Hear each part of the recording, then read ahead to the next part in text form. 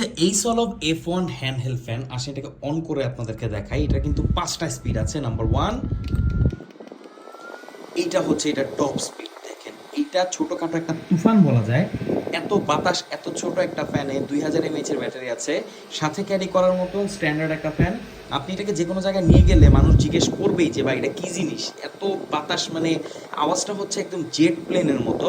আর এটা বিল quality, design সব কিছুই ফিচারিস্টিক। এটাতে দুটো বাটন আছে, একটা দিয়ে কমাতে পারবেন, একটা দিয়ে বাড়াতে পারবেন। আর এমন না যে বাটনের প্রেস খেয়ে এটা বন্ধ হয়ে যাবে, কারণ এটার বন্ধ করার সিস্টেম হচ্ছে আপনি মাইনাস বাটনটি প্রেস করে হোল্ড করতে হবে, আবার অন করার জন্য প্লাস বাটনটি হোল্ড করতে হবে, দেন আপনি বাড়াতে পারবেন আপনার ইচ্ছা মতো।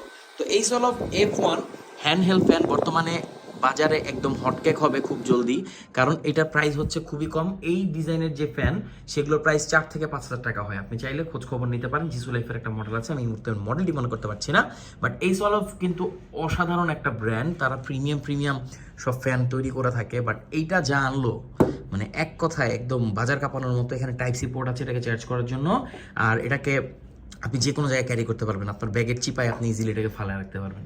তো কেমন লাগলো এই সোলাবের এই ফ্যানটি অবশ্যই কমেন্ট করে জানাবেন। আর এরকম একটা ফ্যান আপনার কাছে থাকা উচিত কি না আপনি বুঝতে তো পারতেছেন যে এই গরম ভাই।